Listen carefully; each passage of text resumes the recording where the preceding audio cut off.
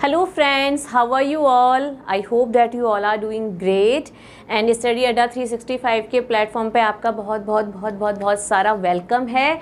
हमारी इंग्लिश की वॉकेब की सीरीज़ में दोस्तों हम अभी जो टॉपिक कर रहे हैं that is para jumble and sentence rearrangement. ठीक है, इसका ये पार्ट सेकंड है। पार्ट वन इसका हमने कल किया था, उसमें मैंने आपको कुछ ट्रिक्स बताई थी कि पैरा जंबल ये जो हम्बो जंबो सेंटेंसेस होते हैं BCDQ के फॉर्म में आपको एक पूरा प्रॉपर पैराग्राफ मिलता है, उसे हम प्रॉपर अपने सेंटेंस को सीक्वेंस में कैसे सेट करते हैं।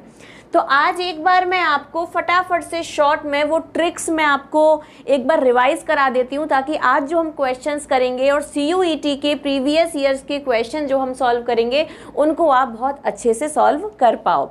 ठीक है, सो मैंने कल आपको एक चीज़ बताई थी, things to work on. Things to work on कि जब आपको PQRS की फॉर्म में इधर PQRS 1 2 3 4 एंड ABCD, इसमें 4 भी हो सकते हैं, 5 भी हो सकते हैं, बहुत रेयर चांसेस हैं कि 3 होंगे। अदरवाइज CUET में जो पूछे जा रहे हैं वो 4 और 5 सेंटेंसेस के पैराग्राफ हैं जो कि आपको पूछे जा रहे हैं which you are suppose to set. ठीक है, अब यहाँ पर आपको क्या ध्यान रखना है, एक तो वो बड़ा सा पैराग्राफ भी हो सकता है बेटा एंड छोटा भी हो सकता है, पैनिक नहीं करना है। बहुत ही पेशेंस के साथ, क्लैरिटी ऑफ माइंड के साथ आपको उस पूरे पैराग्राफ को पढ़ना है। ठीक है, read all the options, read all the options, सारे ऑप्शंस को आपको पढ़ना है। उसके बाद the moment you finish reading आपको क्या मिलता है ना बेटा, एक स्टोरी मिल जाती है। स्टोरी क्या होता है, आइडिया होता है which is given in the paragraph की जो पैराग्राफ है ना ये किस बारे में है, इकोनॉमी के बारे में है, पुअर पीपल के बारे में है, रिच थिंकिंग के बारे में है, या किसी स्पोर्ट्स के बारे में है, बीट एनीथिंग। तो आपको वो एक आइडिया मिल जाता है। फिर जब आपको स्टोरी आइडिया मिलता है तो आपको क्या करना होता है ना, उसको कनेक्शन उसका सेट करना होता है। अगर आप डॉट टू डॉट चल रहे हो, ठीक है, डॉट टू डॉट अगर आप चल रहे हो तो जो आपकी सीक्वेंसिंग है ना ये बहुत ही अच्छी होती है, बहुत ही प्रॉपर वे में होती है। ठीक है, इसके बाद आपको फाइंड आउट करना है आपका ओपनिंग स्टेटमेंट। ओपनिंग स्टेटमेंट, अब ओपनिंग स्टेटमेंट की क्या खास बात होती है, ओपनिंग स्टेटमेंट में या तो आपको सब्जेक्ट मिल जाएगा आपका, और हमारे सब्जेक्ट कौन कौन से होते हैं बेटा, या तो हमारा सब्जेक्ट नाउन हो सकता है या फिर हमारा सब्जेक्ट जो है प्रोनाउन हो सकता है। ठीक है, प्रोनाउन। एक और चीज़ होती है ओपनिंग स्टेटमेंट की कि ये अपने आप में इंडिपेंडेंट स्टेटमेंट होता है, इसका अपना कुछ तो मीनिंग होता है, ये लाइक ये डिपेंडेंट नहीं होता।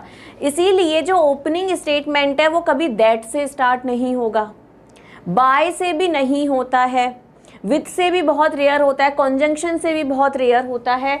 मेनली उसमें या तो आपको आर्टिकल, डिटरमाइनर कुछ इस तरीके का, या कोई नाउन या प्रोनाउन इस तरीके का मिल जाएगा, एंड वो किसी चीज़ को इंट्रोड्यूस कर रहा होता है। इसीलिए वो कैसा होता है बेटा, इंडिपेंडेंट होता है ना, इंट्रोड्यूस कर रहा होता है।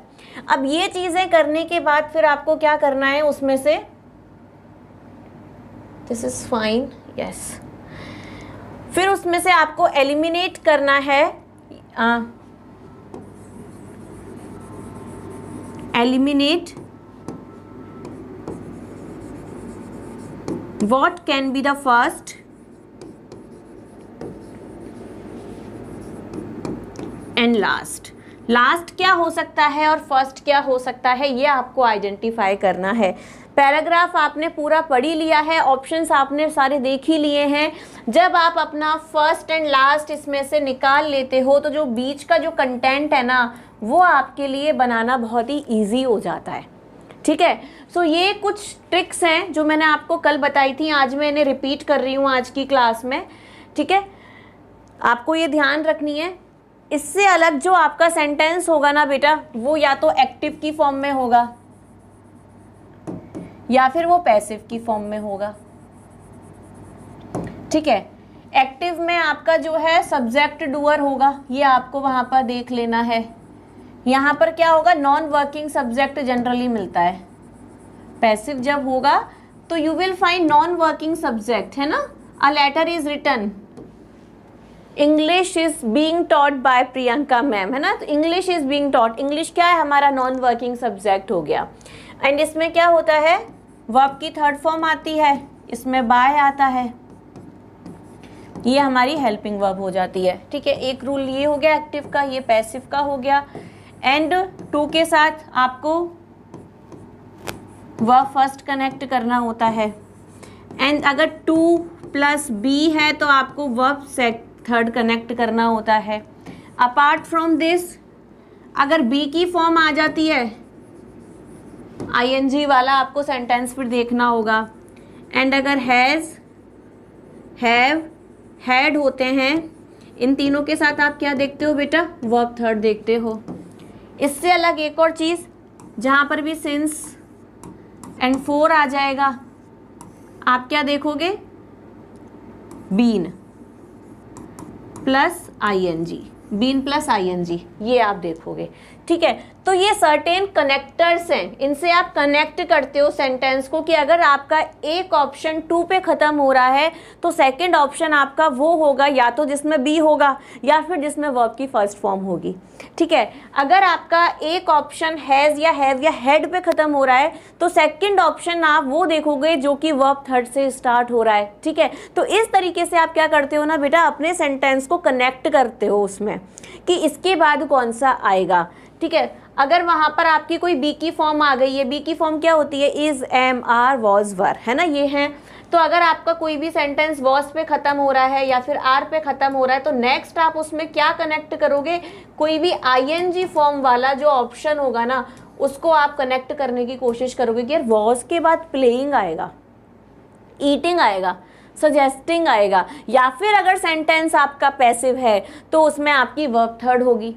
ठीक है, तो ये बेटा जो ग्रामर के ये जो रूल्स हैं ना, ये बेसिक जो स्मॉल हमारे बेबी रूल्स हैं, ये आपको पैरा जंबल में इतना हेल्प करते हैं ना कि हाउ टू कनेक्ट सेंटेंस। ठीक है, तो अगर आपको ये पता है तो आपके जो सेंटेंसेस हैं वो आपको कनेक्ट करना बहुत ही ईजी हो जाता है। ठीक है, सो लेट्स गेट स्टार्टेड। हमारा फर्स्ट क्वेश्चन हम देखते हैं आज का, ये ऑल्दो से शुरू है। ठीक है, अब सेंटेंस बेटा आपके क्या थोड़े से लेंदी आ सकते हैं, कुछ छोटे भी आ सकते हैं, कुछ लेंदी भी आ सकते हैं, इनफैक्ट आपके CUET में मैच भी हैं। ठीक है, उनको हम अभी करेंगे, ये और आपको बस इस तरीके से कुछ करके इन्हें मैच करना है। आपके मैचेस भी हैं पैरा जंबल में। Okay, so our sentence is although of non honour. अब आप देखो कि पी से तो कोई सेंटेंस बनेगा नहीं एंड इसमें we do not even have any option. Although political freedom from the British masters, ये कुछ बन रहा है ना, फ्रॉम द ब्रिटिश, एक इसमें एस से है, SQ। Although well into the following, अब आप देखो एस से तो बनेगा ही नहीं, although well into the following तो बनेगा ही नहीं, तो एस से शुरू होने वाले जो दो ऑप्शन है ना ये हमारे कट हो जाते हैं। ठीक है, QRSP, QPSR। Okay, QR, although political freedom from the British masters came to us in 1947, it was not until well into the following decade that the role of non-honor managers came to be widely appreciated. Option number B, option number B। ठीक है, एक बार इसे option number B से आप read करो, देखो इसमें पूरा आ रहा है। Although political freedom from the British masters, हमें 1947 में अंग्रेजों से मुक्ति मिली थी। It was not until well, ये कब तक ठीक नहीं थी, जब तक कि कुछ सालों तक उनका जो रोल था वो चला था। Of non honour managers came to be widely appreciated. ठीक है, नेक्स्ट क्वेश्चन है कंडीशंस। ठीक है, कंडीशन से हमारा नेक्स्ट क्वेश्चन स्टार्ट है। Conditions for marketing in the US and Canada, conditions Mexico as a manufacturing base. Q से तो हमारा ऑप्शन है नहीं, क्यू से हमारा सेंटेंस भी नहीं जाएगा। RS। Okay, conditions that Indian companies aspiring to tap, क्या ये हो सकता है? Conditions that Indian countries, okay, conditions would have to fulfil include the complex. अब आप देखो, ये आपका ओपनिंग सेंटेंस बेटा नहीं हो सकता है ना, ये इंडिपेंडेंट भी नहीं है और हमें इसमें कोई सब्जेक्ट नहीं है, तो हमें समझ ही नहीं आ रहा है। सो एस वाला ऑप्शन हमारा कट गया, ठीक है, एस वाला हमने ऑप्शन काट दिया। RQPS एंड RPQS, RQ देखते हैं, conditions that Indian companies aspiring. अब आप देखो यहाँ पर आपको इंडियन कंपनीज, आपका सब्जेक्ट यहाँ मिल गया, आपका जो सेंटेंस है ये इंडिपेंडेंट है, it is trying to say something. Conditions that Indian companies aspiring to tap Mexico as a manufacturing base या फिर फॉर मार्केटिंग। आप देखो कि RQ ज़्यादा अच्छा जा रहा है या RP ज़्यादा अच्छा जा रहा है। Conditions that Indian companies aspiring to tap for marketing in the US and Canada, RP ज़्यादा अच्छा जा रहा है। आप जब सेंटेंस को पढ़ोगे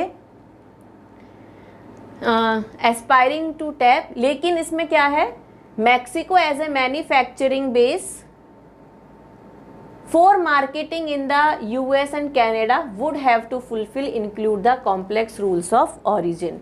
इससे जब हम बना रहे हैं तो हमारा P पे आके जो सेंटेंस है ना वो हमारा गड़बड़ हो रहा है, ठीक है, और नहीं वो हमारा इसमें ठीक हो रहा है, एंड यहाँ पर Q पे आके हमारा सेंटेंस जो है ना बेटा वो गड़बड़ लाइक रॉन्ग हो रहा है, ठीक है।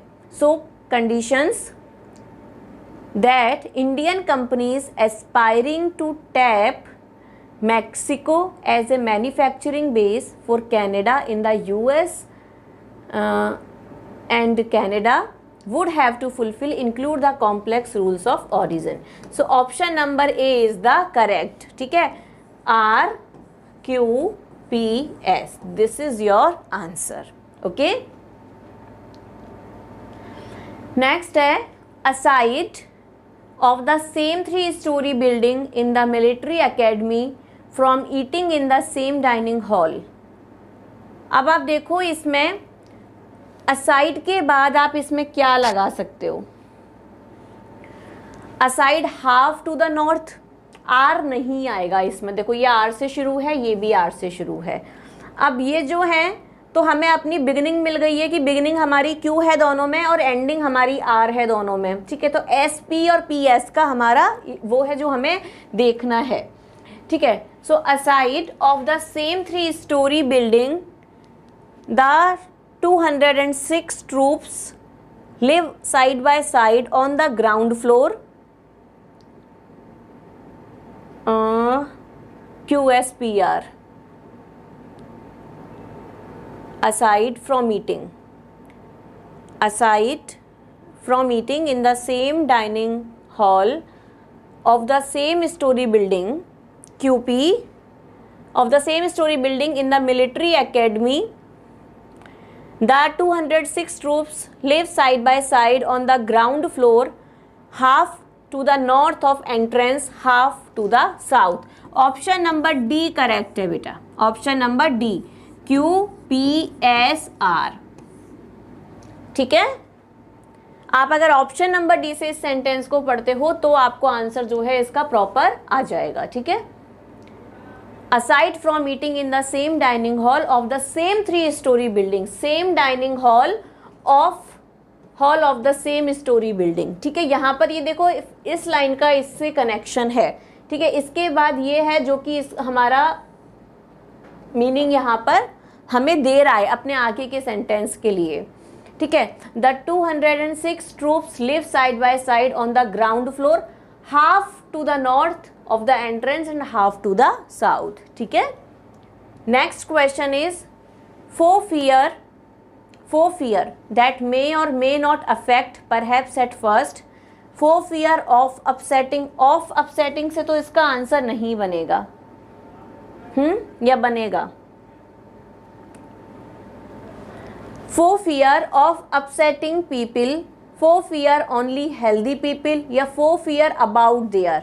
अब आप देखो for fear about से इसका जो है वो नहीं आएगा, ठीक है।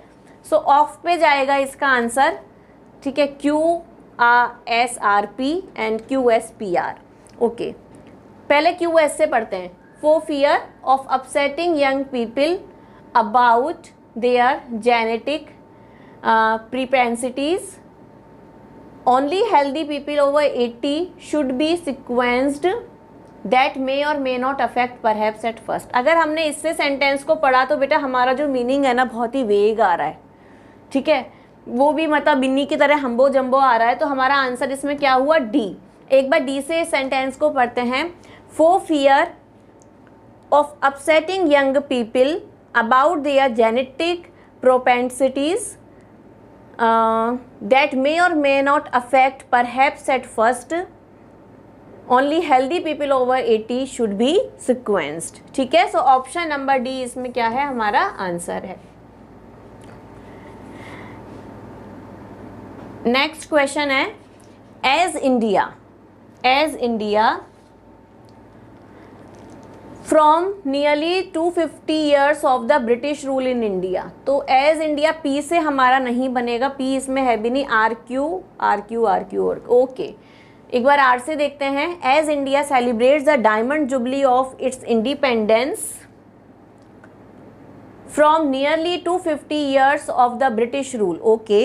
एंड क्यू है as India first major struggle, as India first major struggle, ये नहीं बैठेगा, है ना, क्यू वाला ऑप्शन आपका करेक्ट नहीं है। Are P S Q, R S P Q, okay. Ending आपकी दोनों में ही क्यू है, बिगिनिंग आपकी दोनों में ही आर है। एक बार आर एस पढ़ते हैं। As India celebrates the diamond jubilee of its independence, it also observe simultaneously the 150th anniversary of the great Indian mutiny from nearly 250 years of the British rule in India, first major struggle for independence from the British rule। ठीक है, RPSQ देखते हैं।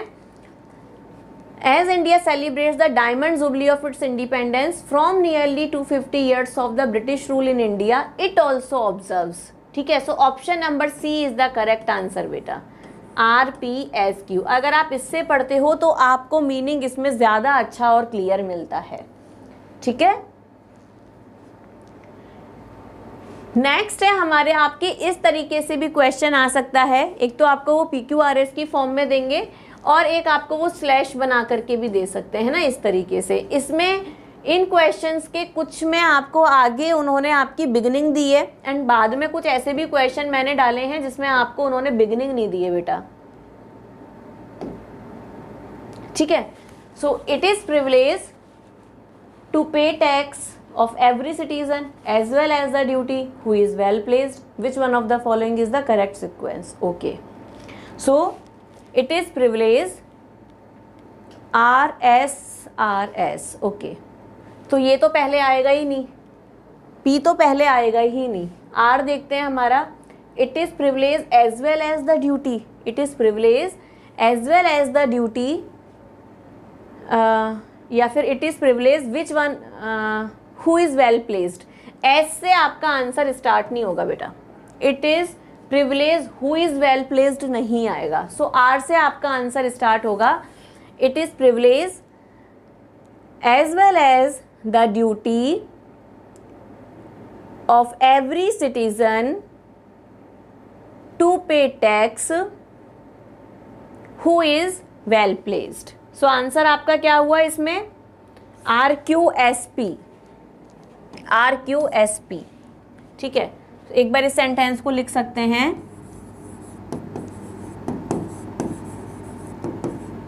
It is privilege of every citizen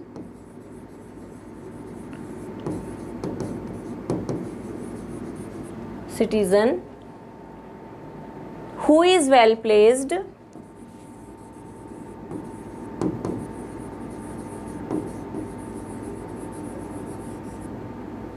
to pay tax।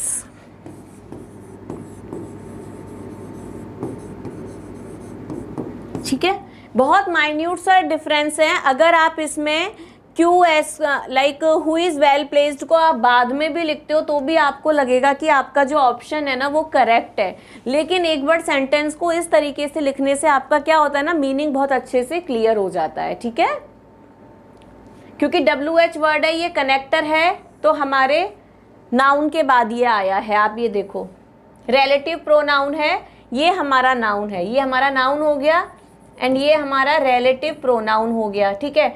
ये इसके just बाद आया है, इसलिए आपको हु वाला सेंटेंस टू पे टैग से पहले लगाने की ज़रूरत है, ठीक है। नेक्स्ट क्वेश्चन है, it is not good, it is not good of the wicked person. तो पी से आपका सेंटेंस स्टार्ट नहीं होगा। It is not good to overthrow, it is not good to overthrow, it is not good the righteous person. R से शुरू हैं आपके and Q से शुरू हैं। It is not good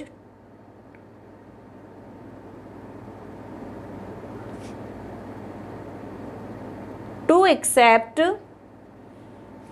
it is not good, देखो इसको एक बार लिख लेते हैं, it is not good, okay. अब इसमें आपका क्यू से स्टार्ट है, पहले क्यू देखते हैं। To accept the help, to accept the help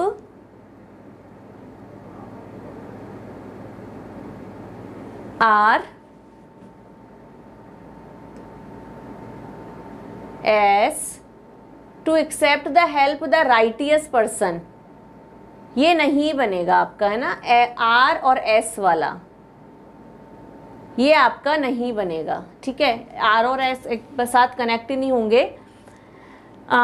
एक बार इसमें आर पी एस क्यू का देखते हैं, ठीक है। इसका जो आंसर है ना बेटा वो आर पी एस क्यू है, तो हम एक बार इसका बनाते हैं आर पी एस क्यू से।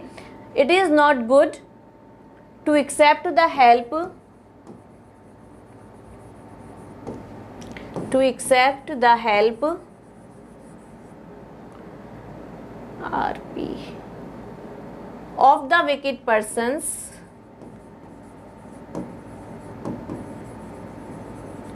of the wicked persons, wicked persons to overthrow, to overthrow the righteous persons.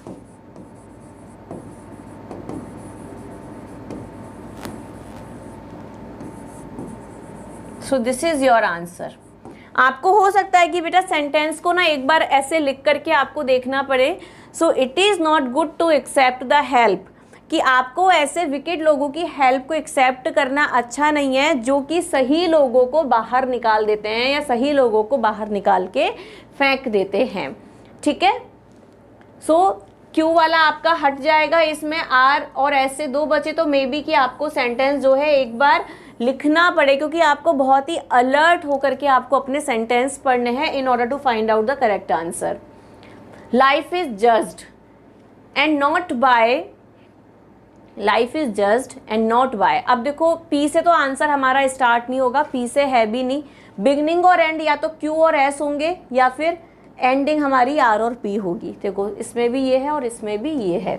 So Q और एस देखते हैं कि क्या क्यू से हमारी हो सकती है। Life is judged of work done, of work done तो आएगा ही नहीं बेटा, ये दो ऑप्शन हमारे हट गए, ठीक है। अब S Q R P P R, ending है हमारी पी आर, है ना, इसमें अलग है इसमें अलग है। अब पी देखो, ऑप्शन पी क्या है, and not bye.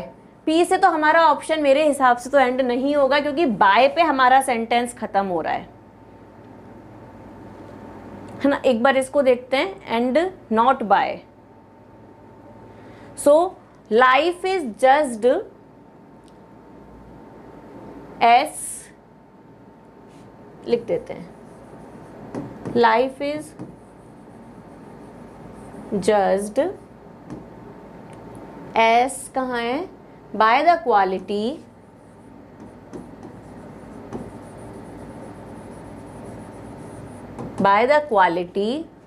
SQ of work done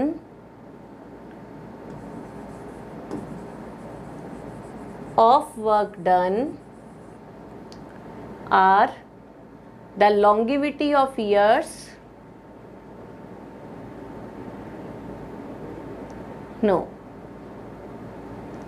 no ये नहीं होगा। Life is judged by the quality of work done, P क्या है, and not by, and not by the longevity of years.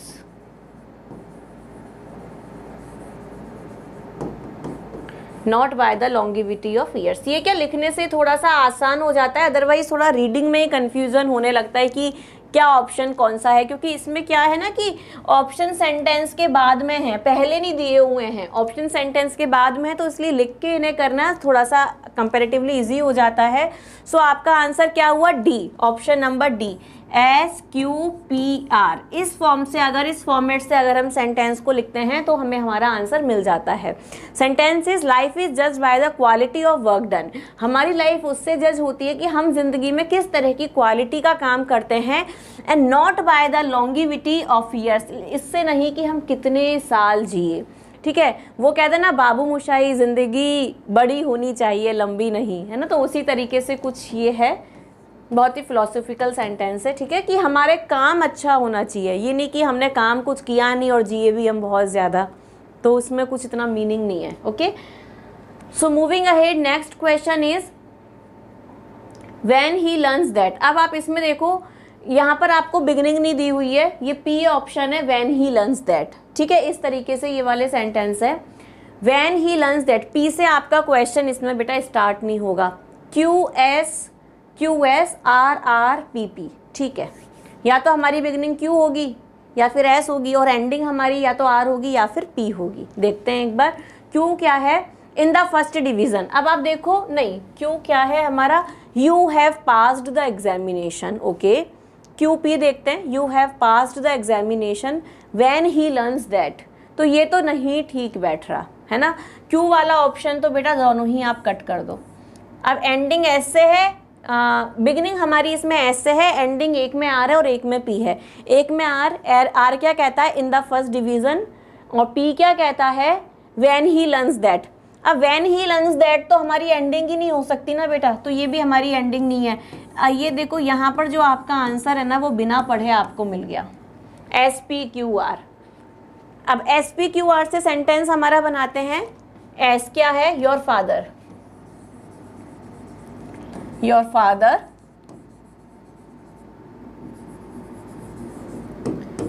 will be delighted. Your father will be delighted. P, when he learns that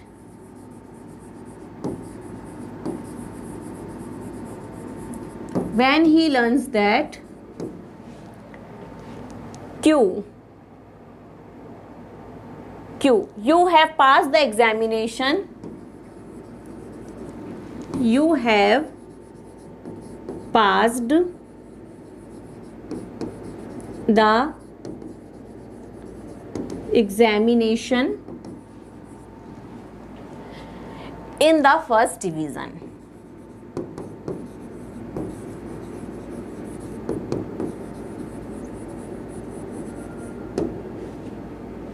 ठीक है, सो ये हमारा answer. अब देखो, हमने इसमें पूरा सेंटेंस बाद में पढ़ा है, लेकिन एक्यूरेट आंसर हमें इसमें पहले ही पता लग गया था, क्योंकि दैट से सेंटेंस हमारा एंड नहीं हो सकता, एंड क्यू से हमारा सेंटेंस इसमें स्टार्ट नहीं हो सकता। सो ओपनिंग नोट, ठीक है, एंड एंडिंग नोट अगर आप निकाल लेते हो ना, तो ये आपके लिए पैराजंबल सॉल्व करना बहुत ईजी हो जाता है। ठीक है, अब हमारे कुछ क्वेश्चंस है, लेकिन उससे पहले बेटा I would like to start CUET questions. ठीक है, क्योंकि CUET के मोर देन 10 क्वेश्चंस हैं जो कि लास्ट प्रीवियस ईयर्स में आए हैं, तो एक बार हम उनको देख लेते हैं, उसके बाद फिर हम अपने रिमेनिंग क्वेश्चंस को टाइम के अकॉर्डिंग करेंगे। ओके, सो ये क्वेश्चन है आपका PQRS की फॉर्म में। Rearrange the following parts of the sentence labelled as PQRS to make a meaningful sentence. ठीक है, अब आप इसमें देखो, आपके जो ये 22 मई को क्वेश्चन आया था, RQSS, 3 चीज़ हैं जहाँ से आपका क्वेश्चन स्टार्ट हो रहा है। हम पहला ऑप्शन देखते हैं, R, मेड हिम। वर्ब से, डायरेक्ट वर्ब से कभी कोई क्वेश्चन स्टार्ट नहीं होगा, तो आप R को हटा दो। ठीक है, Q क्या है हमारा? The quite and seeming made. Okay, S क्या है हमारा? Emptiness of the old, emptiness of the old, इससे भी क्वेश्चन आपका स्टार्ट नहीं होगा। आपकी देखो यहाँ पर आर्टिकल आ रहा है क्यू में, तो एस को भी आप कट कर दो, आपके पास ऑप्शन ही एक बचा है। Even if you do not read the sentence, आपके पास बेटा ऑप्शन ही एक बचा है। लेकिन एक बार इस ऑप्शन से हम पढ़ के देखते हैं। The quite and seeming emptiness of the old and picturesque building made him pause to appreciate it. ठीक है, तो वो जो थोड़ी क्वाइट एंड खाली जो पुरानी मंजिल थी, है ना, वो बिल्डिंग कैसी थी, वो बिल्डिंग जो थी पिक्चरेस्क थी। उसने किसी पर्सन को, ठीक है, जो भी यहाँ हिम की बात हो रही है, उन्होंने उनको रोक दिया कि वो रुके वहां पर, और उस बिल्डिंग को देख के, उसके पुरानी चीजों को देख के, उसकी एंटिकनेस, उसकी एम्प्टीनेस को देख करके वो उसकी तारीफ करें। So option number B. यहाँ पर हमने आंसर अपना कैसे फाइंड आउट किया कि बिगनिंग हमारा ओपनिंग सेंटेंस क्या हो सकता है। क्या एस से हमारे ओपनिंग सेंटेंस हो सकते हैं? नहीं हो सकते। क्या आर से हमारे ओपनिंग सेंटेंस हो सकते हैं? नहीं हो सकते। लेकिन क्यू से हमारा ओपनिंग सेंटेंस हो सकता था, and that is the single option given. So यहाँ पर हमने आसानी से अपना आंसर आइडेंटिफाई कर लिया। नेक्स्ट क्वेश्चन है rearrange the by choosing the correct option. Okay, यहाँ पर इन्होंने देखो थोड़ा सा डिफरेंट करके क्वेश्चन दिया है कि आपको पैराजंबल इस तरीके से दिए हैं, फिर आपको एक प्रॉपर सेंटेंस इनसे बनाना है। By some people an elephant is considered sacred with a tusk. By some people an elephant is considered sacred with a tusk. Okay, an elephant is considered by some people with a tusk sacred, ये तो बिल्कुल ही गलत हो गया है ना, बिल्कुल एकदम इनकरेक्ट मीनिंग हमें दे रहा है। Some people considered an elephant with a tusk sacred, फिर यहाँ कॉमा आना चाहिए था, लेकिन उन्होंने कॉमा नहीं दिया, ये ऑप्शन हमारा कट हो गया।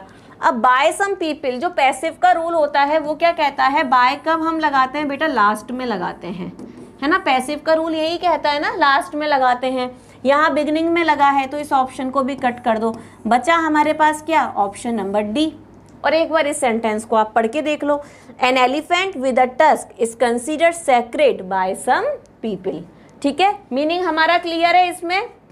सो ऑप्शन नंबर डी। देखो ये भी एक दूसरा पैटर्न है जिस तरीके से आपके पैराजंबल का क्वेश्चन आया है। ओके, नेक्स्ट क्वेश्चन है रीअरेंजिंग ABCD की फॉर्म में। यहाँ हमारे पास क्वेश्चन है, अब हमें देखना है सबसे पहले हमारा ओपनिंग सेंटेंस। ठीक है, ओपनिंग सेंटेंस आप देखो, इसमें डी दिया है, रिकॉग्नाइजिंग द सिग्निफिकेंस।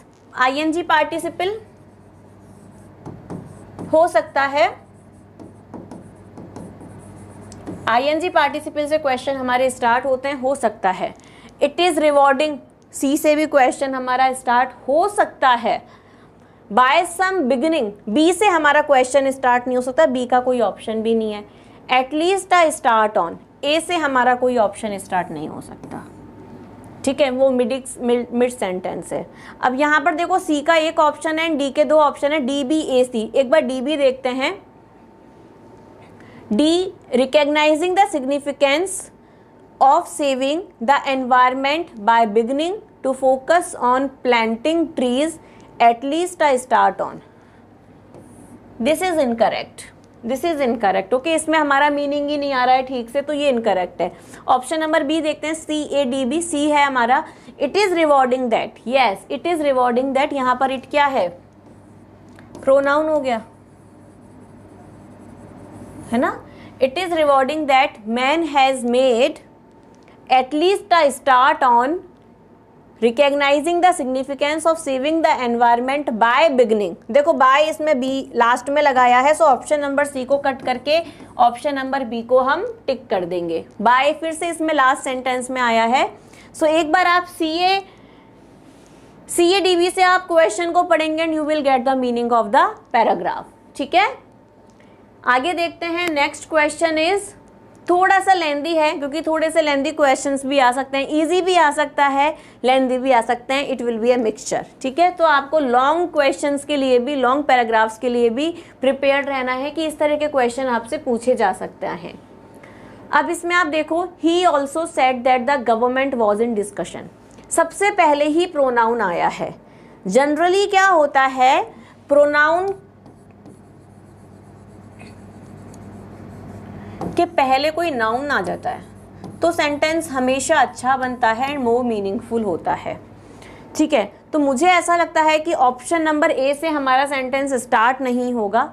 सेकंड है important for South Asian countries to work, B से भी हमारा क्वेश्चन स्टार्ट नहीं होगा, इसमें है भी नहीं, ए को भी हम कट कर देते हैं एक बार को। With South Asian countries to have cross border trade in rupee with, इससे भी हमारा सेंटेंस सी से स्टार्ट नहीं होगा। डी क्या है, D is consistently high inflation may pose risk to economic growth and it is therefore important for South Asian countries to work towards price stability.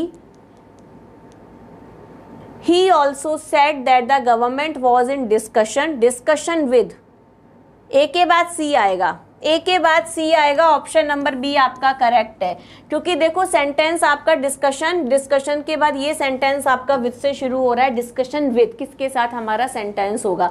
सो ये जो कनेक्शन है ना, ये आपको बता देता है कि जो आपका ऑप्शन है ना, वो जो आपका आंसर है that is option number B. ठीक है, ये क्लियर है आपको। अगर आप इस फॉर्मेट से सेंटेंस को पढ़ोगे तो you will get the meaning. Next question is rearrange the following jumble. देखो ये थोड़ा सा छोटा है, इजी हमें लग रहा है। Swimming skills he observed, P से तो हमारा सेंटेंस नहीं आएगा, इसे कट कर दो।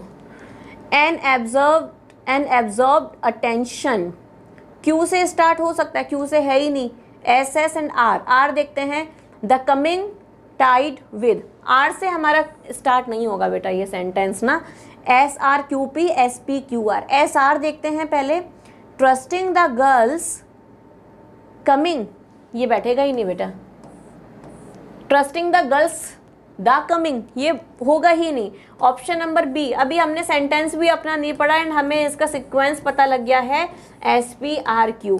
क्योंकि जो कनेक्टिंग वर्ड्स हैं, अगर आप पैरा जंबल में अपनी स्टोरी लेके चलते हो, डॉट टू डॉट अगर आप उसे कनेक्ट करते चलते हो कि इसके बाद क्या आ सकता है या क्या नहीं आ सकता, तो आपके पैरा जंबल के मार्क्स कहीं नहीं गए बेटा, आप ही के पास हैं। सो एक बार एस पी आर क्यू से सेंटेंस पढ़ते हैं। Trusting the girls swimming skills he observed the coming tide with an absorbed attention. ठीक है, ये बहुत ही इजी सेंटेंस है एंड बहुत ही आसानी से इसका हमने पता लगा लिया। आगे बढ़ते हैं। Next question is okay, created by San Francisco a free computer program chat generative free train transformation is anything you ask. देखो डी से आपका स्टार्ट नहीं होगा, इसमें आपको 5 ऑप्शंस दिए थे ना, 5 लाइंस का ये पैराग्राफ है। डी आपका आंसर नहीं होगा। क्या बी से स्टार्ट हो सकता है? A free computer program. E, B के बाद क्या है? E, that can write a free computer program that can write human sounding answers to. A option आपका कट हो जाता है क्योंकि आपका मीनिंग कनेक्ट नहीं हो रहा है बेटा इसमें। सी, बी, सी से स्टार्ट हो chat generative pre train transformation is a free computer programme created by San Francisco based upon AI, anything you ask। इसमें आपका मीनिंग ही नहीं बैठ रहा है। डी पे जाके आपका मीनिंग इसमें गड़बड़ हो रहा है। आपका आंसर क्या हुआ बेटा? Option number C. अगर आप option number C, A C B E D से अगर आप अपने को पढ़ते हो, ए सी बी ई डी, अगर आप इससे सेंटेंस को पढ़ते हो तो आपको आपका आंसर मिल जाएगा। So option number C is the correct answer. Okay, next question is but it was a great relief. तो ए से तो आपका स्टार्ट ही नहीं होगा। ऑप्शन नंबर ए देखो आप, तो ऑप्शन नंबर डी आपका कट गया, ये ए से स्टार्ट था। फिर B, B, D. Option number C देखते हैं, बी से दैट, देखो दैट से कभी स्टार्ट नहीं होगा आपका आंसर। हमने पैराग्राफ नहीं पढ़ा एंड हमें इसका राइट आंसर पता लग गया, क्योंकि अगर आप ओपनिंग स्टेटमेंट बेटा फाइंड आउट कर लेते हो ना कि क्या हो सकता है हमारा ओपनिंग स्टेटमेंट, ये आपका 80% सॉल्व कर देता है। 80% आपका, चलो 70% मान लो, 10% आप मिडिल और लास्ट को दे दो। ठीक है, so D is the answer. अब देखो, I had resigned myself to sitting at home, मैंने रिजाइन दे दिया, ये अज्यूम करते हुए, assuming that walking aggravates knee pain, कि वॉकिंग से जो हमारा नी पेन है ना वो बढ़ता है। ठीक है, but it was a great relief to find out, लेकिन मुझे ये जान के अच्छा लगा कि जो 9 मिनट की जो वॉक होती है ऑन ब्रिस्क वॉक, ब्रिस्क यानी एक्टिव, 9 मिनट की जो एक्टिव वॉक होती है उससे हमारे दर्द में या उससे हमारी दर्द की कंडीशन में थोड़ी सी राहत मिल सकती है। आप अगर इससे सेंटेंस को ट्रांसलेट करके भी पढ़ते हो, क्योंकि बायलिंगुअल होना बहुत ज़रूरी हो जाता है at a point of time, ठीक है, सो आपको इसका आंसर आपको मिल जाएगा, ठीक है। So answer is option number ए। केवल ओपनिंग सेंटेंस से ही मेजरली आप अपना आंसर फाइंड आउट कर सकते हो बेटा, okay. Next question is rearranging, okay, A B C D E के फॉर्म में है but sentences are small, so C, पहला ऑप्शन है सी, कंसल्टेड अबाउट, सी आपका कट गया, ठीक है। बी अपॉइंटेड, ए आपका कट गया, ए से आपका सेंटेंस स्टार्ट नहीं हो सकता। हु शुड, इंटरोगेटिव सेंटेंस है ही नहीं। अब देखो मैंने ये सेंटेंस नहीं पढ़ा ना आपसे पढ़वाया, और हमें इसका करेक्ट आंसर, क्योंकि ये तीनों ओपनिंग स्टेटमेंट नहीं हो सकते बेटा, आप इनको रीड करके देखो। अब देखो बी से, I was not consulted about who should be appointed as the manager, option number B is the correct answer, क्योंकि बी, ए से हमारी बिगिनिंग नहीं हो सकती है, सी से हमारी बिगिनिंग नहीं हो सकती है, डी से हमारी बिगिनिंग नहीं हो सकती है, बिगिनिंग हमारी बी से हो सकती है, बी का ऑप्शन इसमें एक ही है। सो किस पे आपको ध्यान देखना है, आप देखो जो CUET के जो क्वेश्चंस है ना, इसमें ओपनिंग स्टेटमेंट सबसे ज़्यादा महत्वपूर्ण भूमिका निभा रहा है। ओपनिंग में हर क्वेश्चन में आपको यही बता रही हूँ, प्रीवियस क्वेश्चन में भी यही था, आप देख सकते हैं, ओपनिंग स्टेटमेंट है ना। इसमें भी एक ही आंसर हमारे पास बचा था ओपनिंग स्टेटमेंट के लिए। तो ओपनिंग स्टेटमेंट बहुत ही ज़्यादा क्रूशियल होता है, आपने अगर वो पकड़ लिया ना तो आपने फाउंडेशन पकड़ लिया अपने सेंटेंस की। नेक्स्ट क्वेश्चन इज थोड़ा सा लेंदी है ये वाला सेंटेंस एंड 5 ऑप्शंस हैं इसमें आपके पास। This question is it also limits. अब आप देखो कभी भी बेटा, कभी भी है ना, अगर आपके फर्स्ट सेंटेंस में ऑल्सो आ जाता है ना तो ये आपका फर्स्ट सेंटेंस हो ही नहीं सकता, कभी नहीं होगा। तो ऑप्शन नंबर ए से तो आपका स्टार्ट ही नहीं होगा, इसको कट कर दो, ये ए से स्टार्ट था, ठीक है। दिस फ्रीडम एक्सटेंड्स, अब दिस फ्रीडम किसकी, कौन सी फ्रीडम की बात कर रहे हैं, प्रोनाउन आया, लेकिन pronoun is preceded by a noun, उसके पहले नाउन आता है हमेशा, तो बी से भी आपका जो सेंटेंस है ना बेटा वो स्टार्ट ही नहीं होगा। 2 ऑप्शन बचे, सी डी बी ए ई, सी बी डी ई ए। पहले सी डी देखते हैं। Freedom of speech is necessary because it promotes a free flow of ideas. Freedom of speech की बात हो रही है, बहुत ज़रूरी है क्योंकि ये प्रमोट करती है फ्री फ्लो ऑफ आइडियाज़ को प्रमोट करती है। सी के बाद D, and a free flow of ideas. अब आप देखो फ्री फ्लो कनेक्टिविटी आ गई, and a free flow of ideas is essential for democracy. This freedom extends to all irrespective of class, caste and religion, कि ये freedom सबको मिलती है, बोलने की जो आज़ादी है वो सबको मिलती है। It also limits the ability. अब देखो इट यहाँ पर किसके लिए आया है, फ्रीडम ऑफ स्पीच के लिए आया है। तो पहले जब हमारे पास नाउन आया ना उसके बाद हमारे पास प्रोनाउन आया है। So pronoun is always followed by noun, हमेशा, ये रूल है बेटा, है ना। इससे आप आइडेंटिफाई कर सकते हो कि पहले नाउन आएगा और उस नाउन को लेटर ऑन रिप्लेस करने के लिए हम प्रोनाउन यूज करेंगे। गॉट इट, ये आपका पॉइंट है, बहुत इंपॉर्टेंट पॉइंट है। बी ए हो गया। E, however free speech is restricted in several cases, कई केसेस में हो जाती है, तो सी को भी हम कट कर देंगे। Option number B is the correct answer, क्योंकि इसी से हमें अपना प्रॉपर सेंटेंस मिल गया है, एक मीनिंगफुल पैराग्राफ हमारे सामने आ गया है। And this is something good, very good paragraph. आपकी शायद एसएस की, आपने ये पढ़ा होगा किसी ना किसी क्लास में एसएस में, ठीक है। Next is rearranging, okay. ABCD की 5 स्टेटमेंट्स हैं इसमें भी। In global radiation balance caused in atmospheric and ground surface. A से आपका सेंटेंस स्टार्ट, अच्छा इसमें सी ही है, देखो एंडिंग डी है, बिगनिंग सारी सी है। अब सी के बाद देखना है कि ए आएगा या ई आएगा या बी आएगा या ए आएगा। सी के बाद पहले ए देखते हैं। Global warming refers to gradual rise in global radiation balance caused, ये आपका मीनिंग बिगाड़ रहा है सेंटेंस का। सेकंड है global warming refers to gradual rise air temperatures and consequent changes, B को भी आप कट कर दो। सी के बाद B, global warming refers to gradual rise in atmospheric and ground surface air temperatures and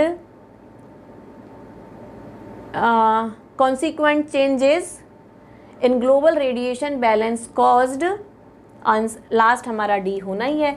so option number C is the correct answer. C से अगर आप सेंटेंस को पढ़ोगे तो आपको ग्लोबल वार्मिंग के रिगार्डिंग ये अ बिट कॉम्प्लिकेटेड सेंटेंस ये आपको बहुत अच्छे से समझ में आ जाएगा।